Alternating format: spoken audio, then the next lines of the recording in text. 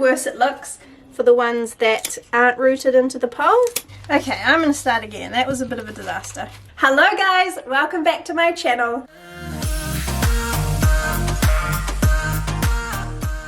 In today's video, I am on a little rescue mission, so I thought I would film it for you guys and show you what I do if a plant is struggling and I need to essentially save it. So I will show you the plant I am talking about. So this plant here is my Monstera adansonii mint, and from the top it's looking alright, but the further we go down, the kind of worse it looks.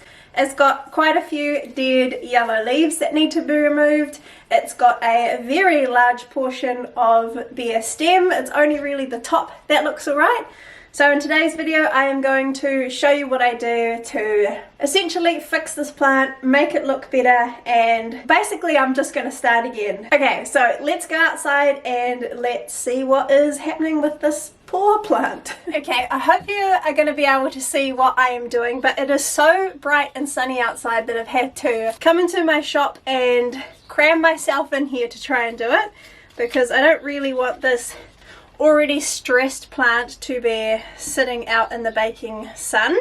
So I thought I would do it in here, and hopefully I don't make too much of a mess. What I'm doing is I'm just sanitizing my snips before I cut this plant, and basically I'm thinking I'm just going to take the very top pole. This is actually 3 poles extended on top of each other. These are our plant thingy grow poles, which are on our website. I will leave a link to them down below. They are one of my favorite types of grow poles. I just find them really easy to put together.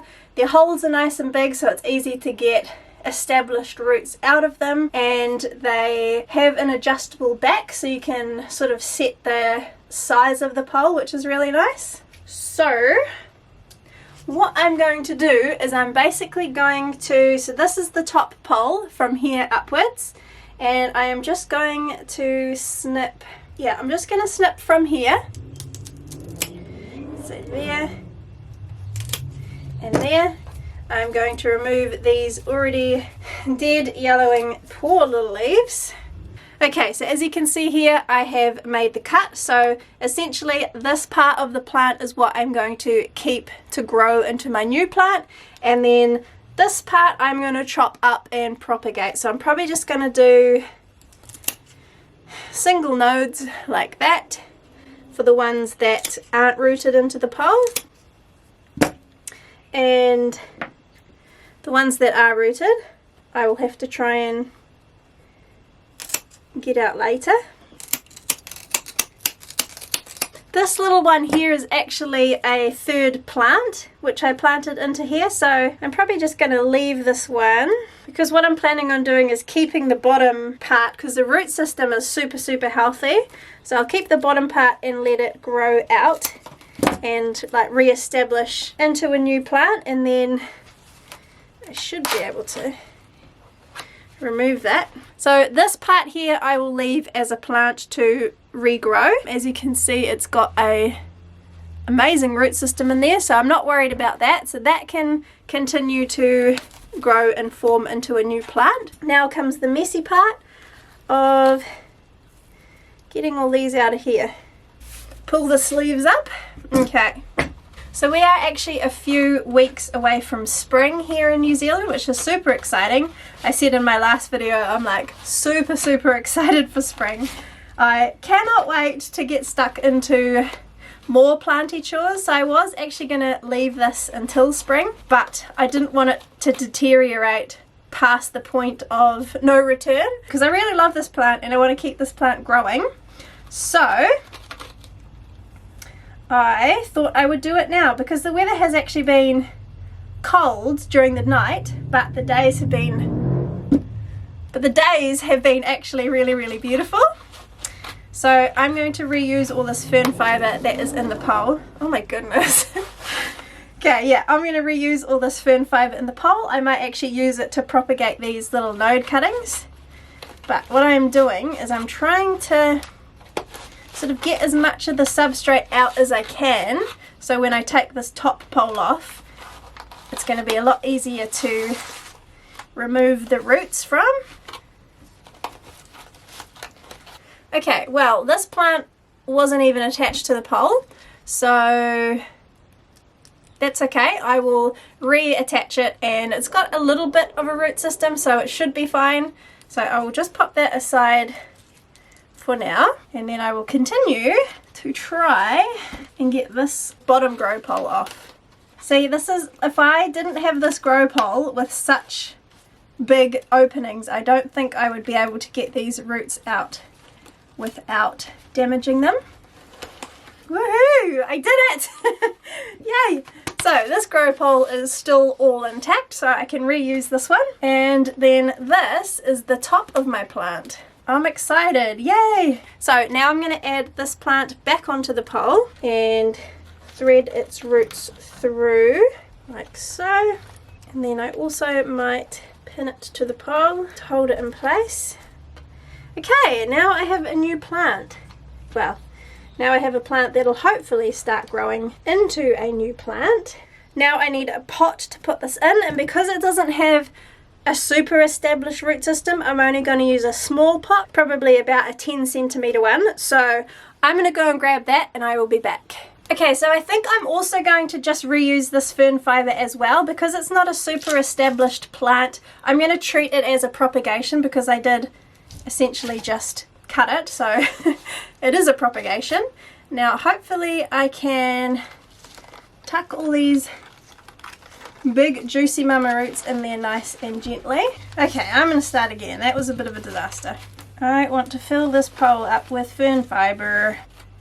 I don't really want any empty patches here at the bottom because I want the root system to establish. So let's try that again. This is a lot trickier than I thought it was going to be, that's for sure. That looks pretty good. This fern fiber is so dry, so this plant is going to need a thorough water and thorough soak, which I will do once I've finished up here. I wonder if I can move the fern fiber down. That's what I might do actually. Okay, so now the fern fiber is all packed in there tightly, I'm going to repin this cutting that, or this plant that wasn't rooted into the pole. I'm going to repin that nice and hard up against the fern fiber pole so it can start sending its roots in there and establishing a better root system, which it will do if I can maintain the moisture level in this plant and pole, which is why I really like fern fiber, because it does retain a nice amount of moisture.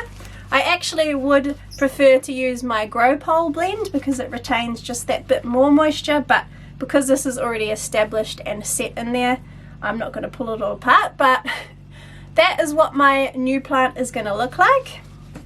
So let's pop that to the side. So I have a little propagation hack for you. If you've got lots of, they call them wet sticks or single node cuttings, and you don't want to pot them up into individual little pots, you can just get a clear saucer like this one, fill it with your propagation substrate of choice.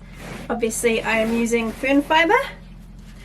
Spread it all out like so, like that, so you've got a nice even layer, and then you can just go ahead and get all your single node cuttings and pop them into the substrate. Some of these do have roots on them already from being in the pole, so I'm just going to tuck those roots into the fern fiber, and hopefully they will continue to root and establish their root system a little bit better. The ones that don't have roots on, I'm just going to sit them node side down on top of the fern fiber, or whatever propagation substrate you prefer. I live in New Zealand, so fern fiber is pretty readily available to us because it is made here in New Zealand, and it is just my go-to propagation substrate. It is incredible. If you don't live in New Zealand, I do have it linked on my Amazon store, which is in the description. You can find it down there. Highly recommend. It is a little bit expensive, but it is totally worth it. Like, the amount of plants that I have successfully propagated and saved using fern fiber is actually ridiculous. So yeah, it is such a good product for indoor plants. So that is my little wet stick tray. I am just going to wet this down and pop it in my grow tent to keep it nice and warm and humid, and they should start growing pretty quickly. Actually, probably not because it's winter, but they should soon start growing pretty quickly.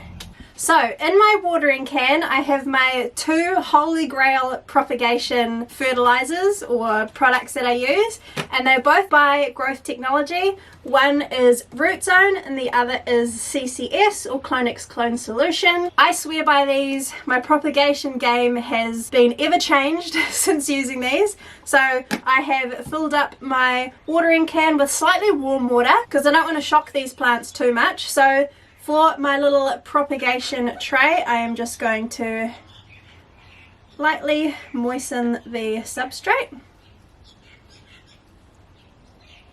I don't want to put too much in here because it doesn't have a drainage hole, but whatever does drain through will eventually soak through all of the substrate and keep it nice and evenly moist.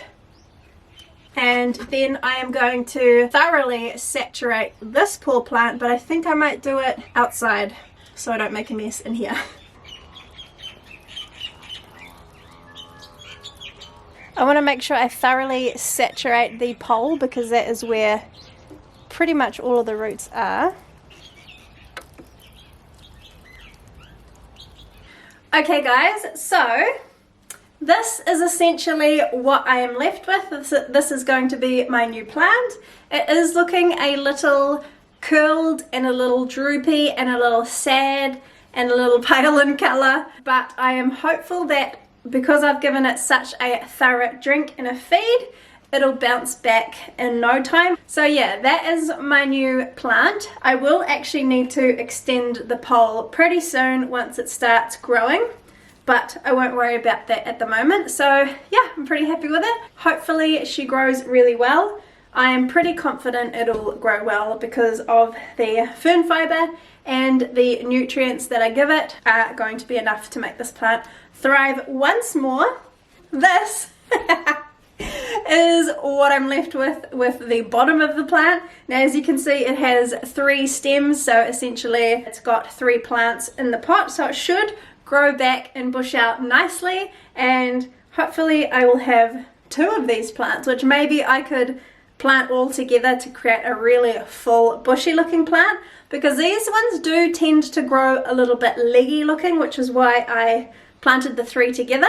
But yeah, this is the base. It has a really good established root system, so I'm not worried about this one at all. But yeah, I'm going to pop this one back where it has originally been growing, which is just behind me here under that big grow light. I may just pop the new plant somewhere on this wall here in my plant room because it gets really nice light.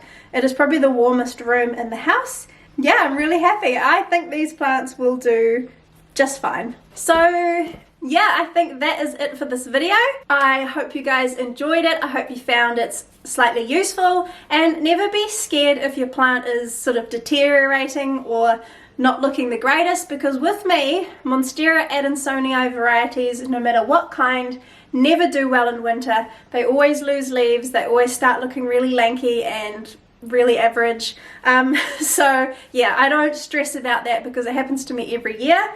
But I get to start a new plant and it should grow back beautifully, but I will keep you guys updated anyway. So thank you guys so much for watching. Don't forget to like this video if you like this kind of content, and I would really love it if you could subscribe as well, because I'm trying to be a lot more consistent on here and grow my channel. So thank you once again, and I will see you in my next planty video. Bye!